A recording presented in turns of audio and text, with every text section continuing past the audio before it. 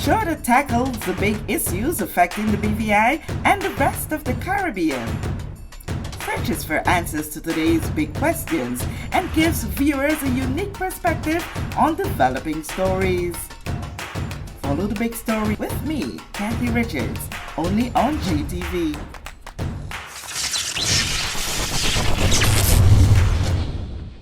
This show is brought to you by the National Bank of the Virgin Islands, Cyril B. Ramney Tertola Pier Park, NV Salon Spa Nail and Barbershop, HOV Medical, and Digicel. Sign up for Digicel Plus Home Light Bundles, faster internet, movies, and sports. This is the big story. I'm Kathy Richards. I want to thank you so much for joining us for this edition. In studio with me is the representative for District 2, Honorable Melvin Mitch Turnbull, and I dare say it's been a while.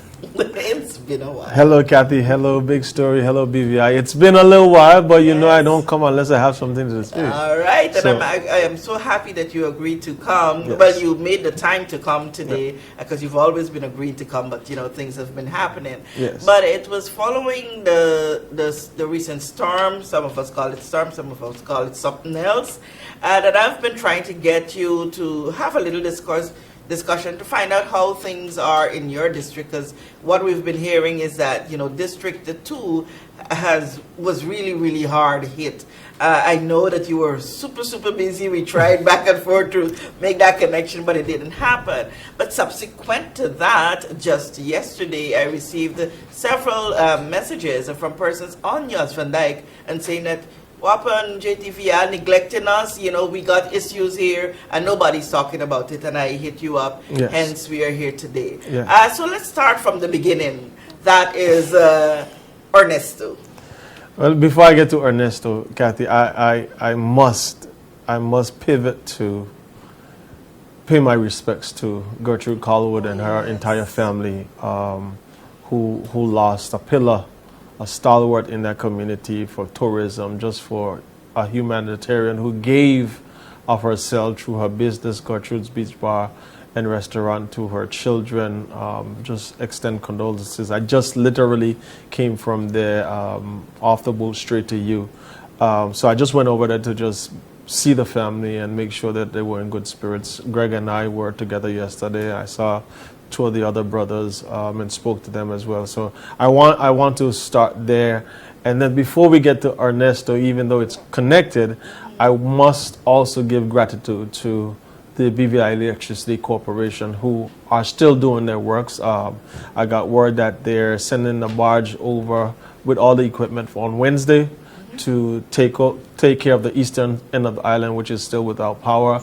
I know there were certain other parts of my district that were still without power, but I want to big them up. I want to give Mr. Neil Smith, the chairman, the board, all the workers at BVI Electricity Corporation a huge shout out for the tremendous job that they're doing, together with the patients of our constituents. Yes. Just ask them to continue to be patient. I know it's been a lot, but it could have been a lot worse.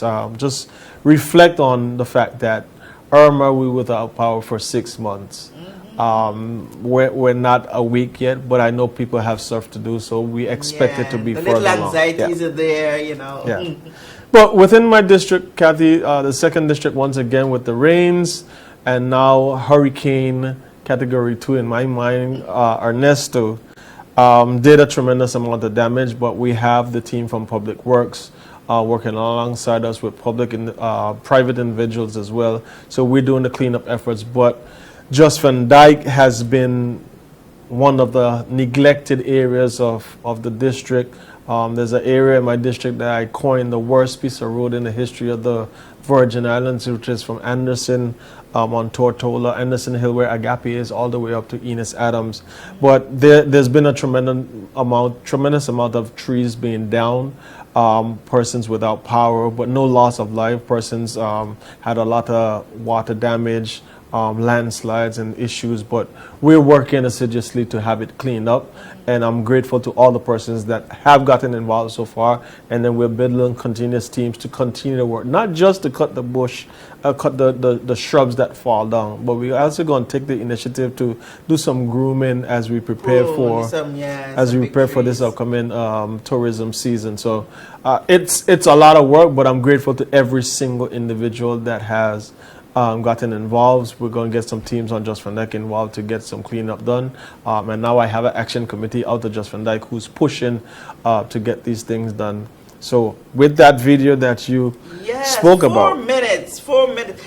Prior to that, I must tell you, prior to me receiving that video, I had two persons literally, and I shared that with you, sent their concerns saying, you know, this road has been really bad and you know, almost now impassable. Now it has been hit by Ernesto, and you know, they want to know what is happening.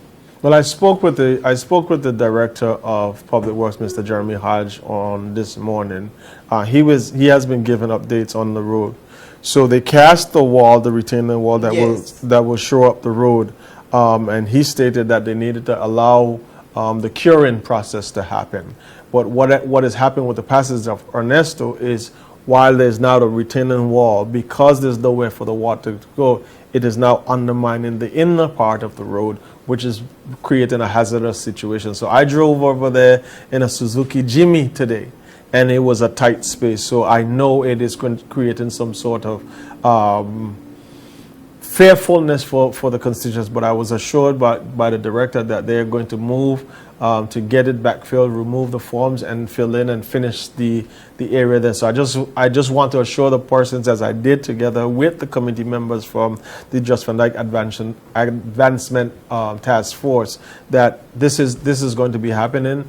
They have another piece of road which is above Mr. Gerald Shinnery's property that fell in. That's going to be addressed as well. And then we have the other piece by Mr. Reuben Shinnery, God rest his soul, his property that's failing. But Just Van Dyke, together with Bruce Bay, together with certain parts of Mayors and King Garden Bay and Mayaba and Mount Healthy and Luck Hill, are all being neglected, and we are hoping that now that once again you're using the word constantly, neglected. Yes, neglected is the word, because I have been asking questions in the House. I've been bringing it to the attention of the ministers and the Premier and his government since 2019. We're in a new term, 2023, and I have been bringing these things to the forefront. We received schedules of these works are going to be done on March of this year. March has come and gone. We're almost looking for March next year, and we're still crawling along with nothing done. And things are just continue to deteriorate. With the passage of rains, with the passage of Ernesto, it is making it the work that you have to do even more. And when you go into a community like Spooner's Estate, which we have graded these roads for as long as I've been elected, we've been grading road in Spooner's for 9 years.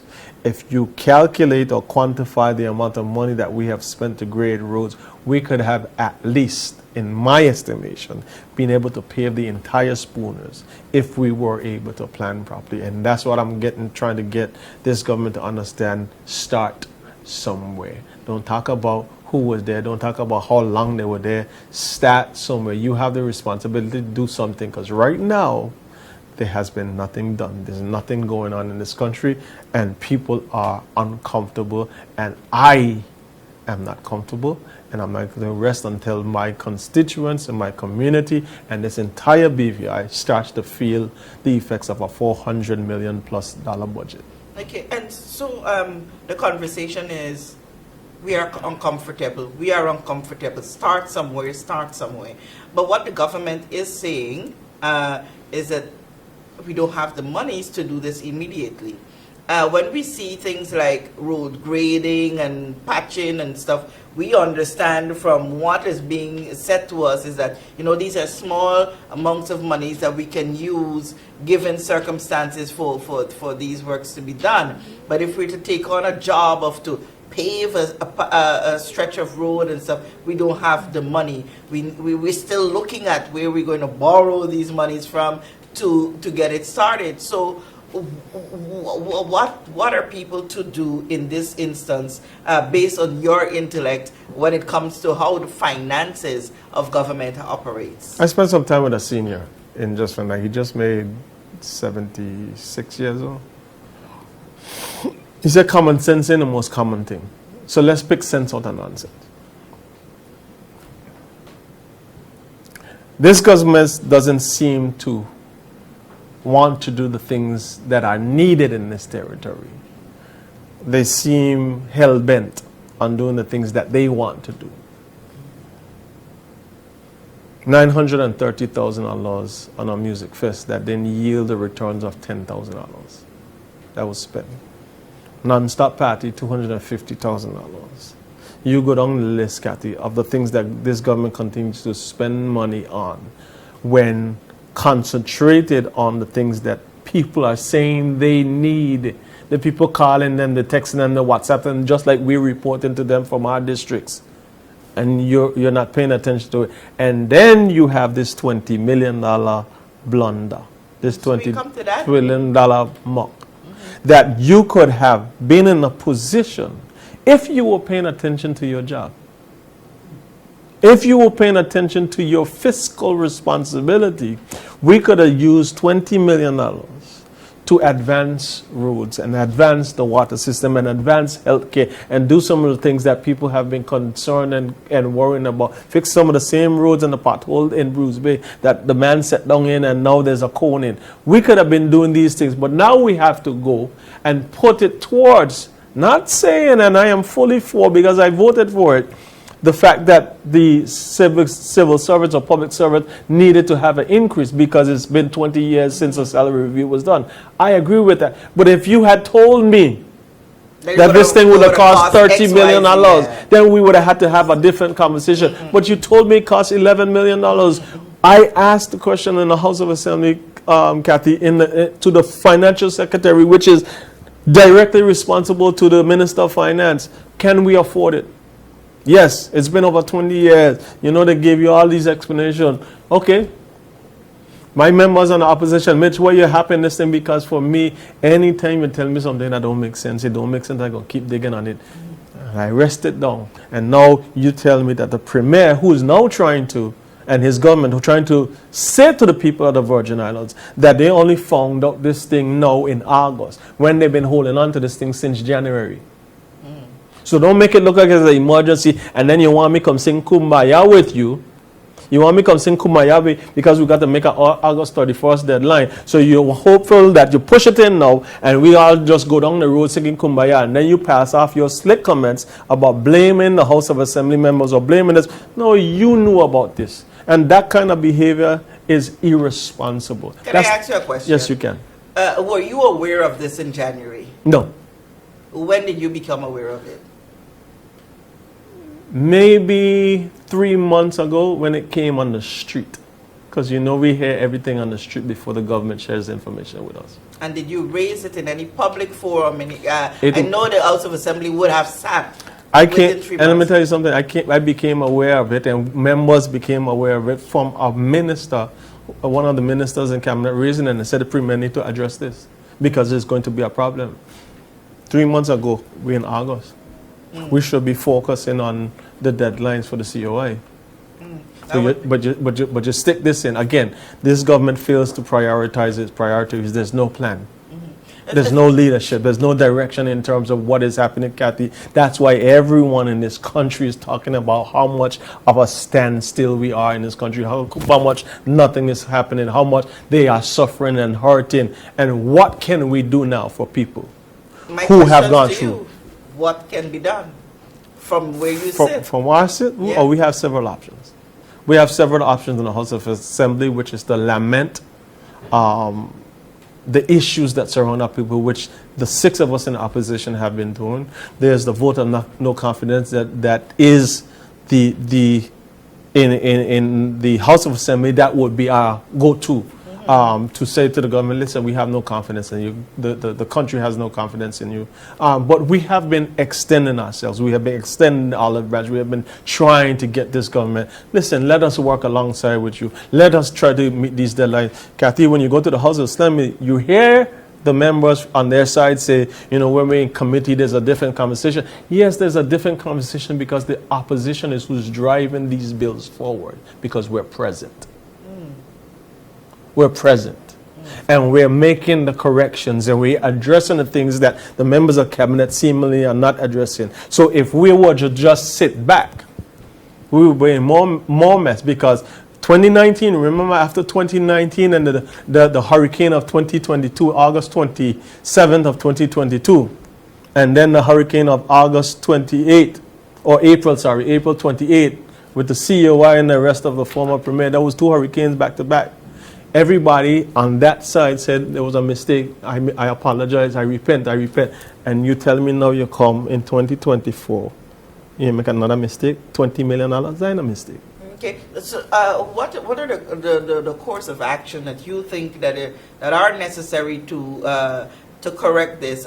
In some sections, we would have heard Honorable Myron V. Walwyn say this is something that calls for the premier to step down, to be fired. I think I heard someone else suggest that, you know, whoever is above your finances, not the ministers per se, but whoever is the financial secretary, I think it is, needs to be investigated and dealt with accordingly. Somebody needs to take the flak for this. So an investigation is just that, it's an investigation. That's what the COI was, you know? It was an investigation. That resulted in certain actions being when taken. we do investigations, however, it's just investigation, so it might not yield nothing. It might be down the road 5 years along, we're still investigating this thing. So it's just a way for the government to try to say they are doing something to take the attention off the issue. The issue is you have a not $2,000, not $20, not $200,000, not $2 million.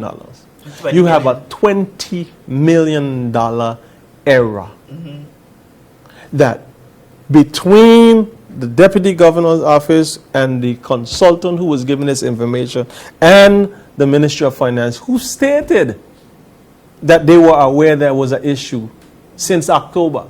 That's what they stated to us when we came. And they pointed it out in January.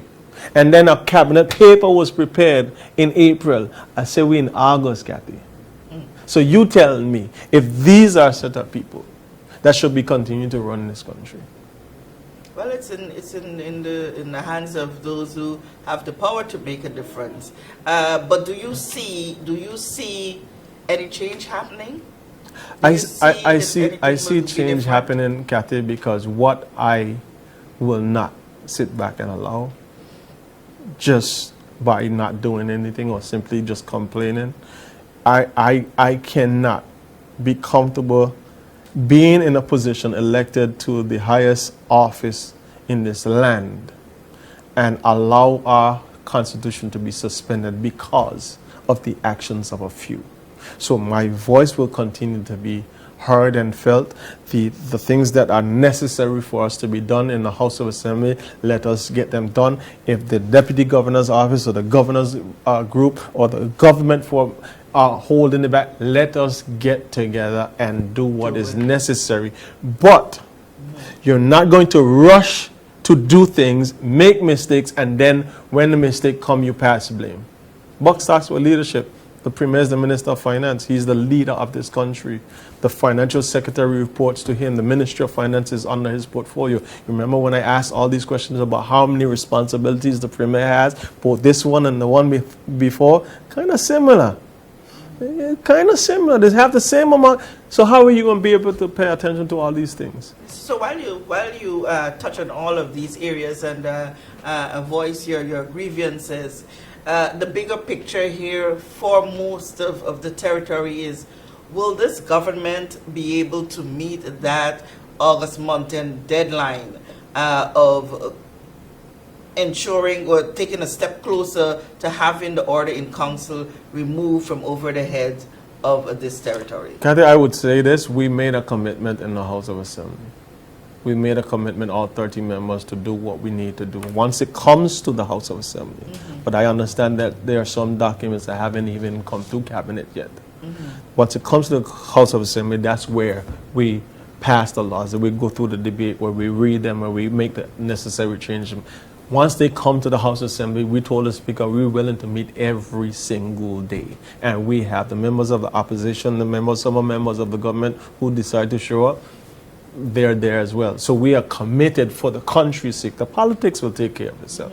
But where the people, I can't be elected without the people, Kathy. And that's always been my priority. Where the people are hurting, where the people are unable to get their assistance, where people are voicing their frustrations about how the things are running and how things are not happening, how lackluster and irresponsible this government has been with the finances of this country, then there's a need for a different conversation. So what do you say to that group of people who says, you guys on the opposition need to stop helping the government to rush to meet this August month end deadline and allow the Ordering Council to come and get the changes that this territory needs? What do you say to that? Because that's taking, I don't agree with it, because that's taking us back. That's eroding all the advancements, educational, political, social, all the advancement that we have been able to achieve from our foreparents who fought to bring ministerial government into this space, who fought to bring the Constitution for where it was up to the 2007 Constitution, that we have certain rights and privilege to be able to govern our own affairs. Do not tell me that because of the actions of a few, you are going to suspend the whole country, suspend the whole governance, and allow one individual to run it. Because it doesn't work. Anytime you look at Anguilla, you look at Turks and Caicos, you look at Montreal, you look at any of these Caribbean territories that the UK has stepped in to say that they are taking over finance or taking over, nothing happens in terms of advancing that territory's cause. And then when they leave, you basically are starting over. So we are going to fight, and we're going to continue to fight, Kathy, and I'm going to continue to fight to ensure that we keep ministerial government and we keep the autonomy that we have to be able to. My pledge to His Excellency the Governor and the UK government is, give me the resources, help me with the resource. You have finances, you have technical resources, share them with us, bring them in. Not just the COI investigating police officers. The technical support that we need to shore up some of our system, the governance structures that we need, bring those things in to help us. But don't tell me you're just going to suspend the Constitution and take over. So that's not a modern partnership, and that's not where we are in terms of things like the new UN Charter and where all the countries in the world are headed. If you're going to work alongside me with this modern partnership, understanding the relationships that you had before with the former leader and even maybe with this one are not the strength, but that is not the majority of the voice of the BVI people. Okay, so what do I hear you say? You're saying we see these issues. I'm saying there's a group of people in this country who are equipped, who have integrity, who have the ability to lead this country. Okay. That's what I'm saying. Okay. And that's up to those who go to the polls. Exactly. All right. And you've been to the poll just not so long ago, and this is what was said. But all of that aside, on the other hand, I'm hearing you also say that we're seeing these issues, we're seeing the shortcomings, we are going to speak about it. And address them. But we are also going to throw our energies behind what's necessary to avoid the Ordering Council. Yeah. Once achieved, expect blows to start. But not just expect blows to start. Once achieved, we're not going to stop there, because we're not just committed to doing what the COI recommendation stated. We want to go above and beyond that, because the BVI systems as a whole, we play on the world stage. So financial services and tourism and the healthcare sector and the educational sector and our social and economic arena of this territory, our sporting arena, we have to continue to grow. So what the COI has highlighted is wrong. Let's address those things, but let's also put policies in place that continue to build this country, that we are elevating the lives of the people of this territory, that we are taking care of those persons who served before us, our elders who now are catching a hard time because everything in this country is raising. Let us pay attention to the holistic needs of this country, the persons that we have educated that can't come home and find a job. Pull labor in. Let's build up our system. Let's build up our program so our BVI can once again be someplace where people envy. Okay, I'm happy that we were able to touch on so many issues. We came to talk about one thing, so we'll go quickly back in closing to where we started. And as one issue, I don't want to finish this discussion without us addressing the other issue that Van Dyke is plagued with, is that of immigration at the port there. It's a sad situation. And it's sad because the people of Just Van Dyke pay taxes just like everybody else. But there's a abuse of systems and persons, and my constituents feel it the most. I've raised it several times before over the years. You can't be hired by the government to work 8:30 to 4:30. And then because you feel it might be slow on a particular day, you get on a 12 o'clock boat when you're supposed to leave at 4:30. Oh, so that's been the issue? That has been occurring. Or you can't decide Just Van Dyke is a port of entry. And there's no custom officer or no immigration officer. And then you tell people that are coming up from St. Thomas or U.S. Virgin Islands, when they come, the port is closed, there's no officers, you have to go back to West End or you have to go back to Road Town. That's unfair. So the issue is more deep than just a department's issue. It has to do with individual staff. It is holistically, because here's the thing again. Immigration and customs fall under the Premier. I've said it. Whatever staffing you need, fund it. I need more persons on Just Van Dyke, because the bottleneck is a whole nother issue now. You have the United States Virgin Islands ferry, you have the Just Van Dyke ferry, you have the cruise liners that come in, and then you have the ferries that charter the cruise passengers, and they're coming to one port. And then on top of that, you have day trippers that pay in excess of $260 per person to come from the USVI to the BVI and have to wait 2 and 3 hours to clear. There's another port across from the Albert E. Sheddery. Why not utilize that? But before you could utilize that, the planks have been destroyed.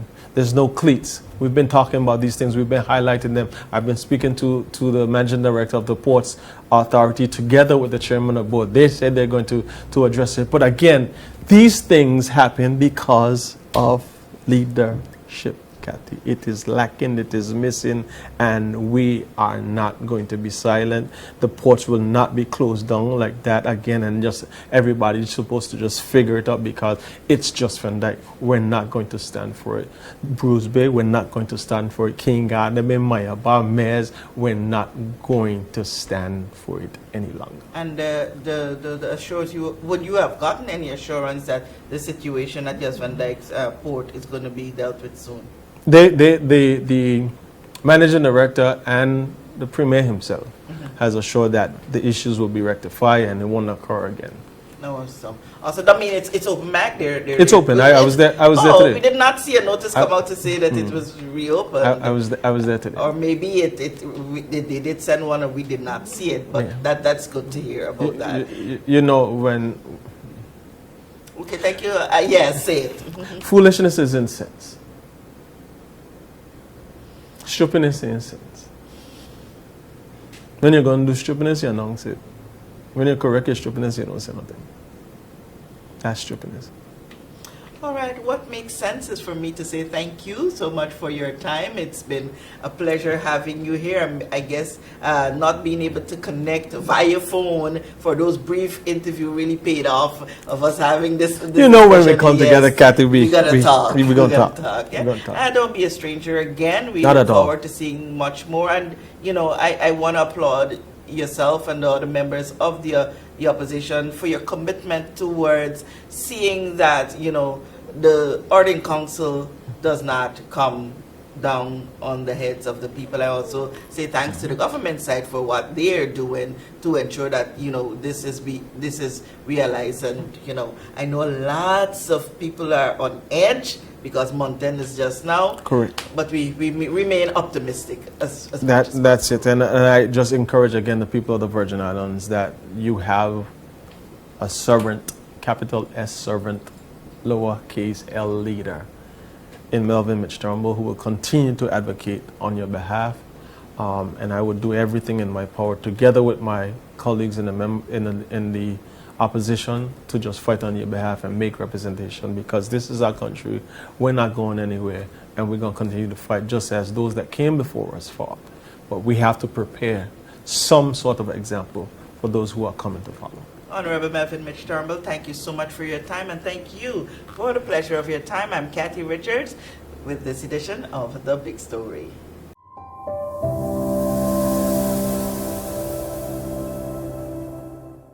We know that where you choose to bank matters, and it is your vote on what your funds do in strengthening our community.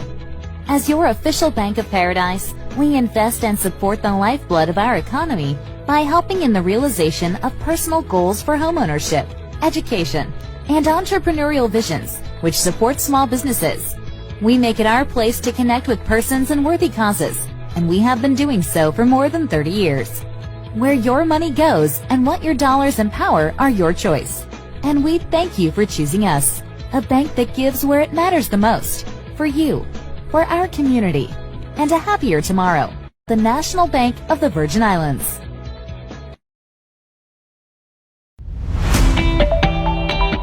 Are you searching for new home decor items that reflect the season's latest trends? Look no further than Right Way Home. From cushion sets to decorative vases, we have unique pieces to suit every style and budget.